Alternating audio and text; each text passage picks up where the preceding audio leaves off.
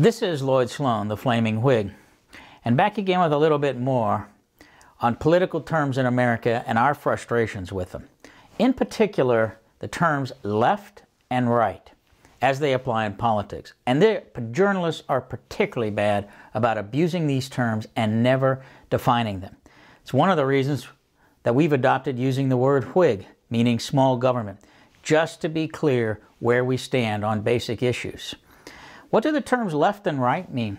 And if you look at our political spectrum, how broken it is, how can Joseph Stalin be on the far left, Adolf Hitler be on the far right, and those two couldn't be closer together in their ideas? How can those be extremes between the two of them?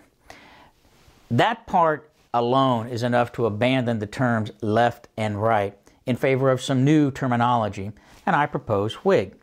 The most fundamental distinction in government, what explains 90% of all political differences, is that between those who want a smaller government that leaves people alone to make their own decisions, and those who want a large government run by elites, generally collectivized, and where those at the top make the decisions for the whole, for the society, in the society's best interest.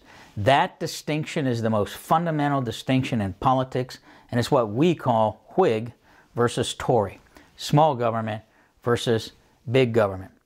If you want to define left as meaning big government, then clearly Whigs would be on the far right. But if you define the right as being big government, then Whigs would be on the far left.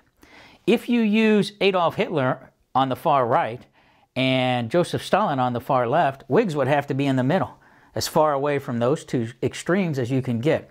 You can then think of Whigs as being radical moderates or extreme centrists, if you will.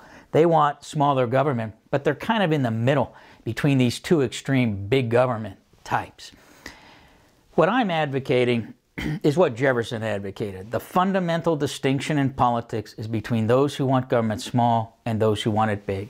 Check his letter to Henry Lee, 1824, where he makes that same point. And try and get people to think about the terms rather than just use them as insults and labels. That's what the word Whig can do for you at times. Then you can explain it and say, I just want the government smaller. I just want people to run their own lives. And frankly, left and right makes no sense at all. This is Whig TV. Big ideas for small government. No more policing the world. And equal rights for all. Special privileges for none.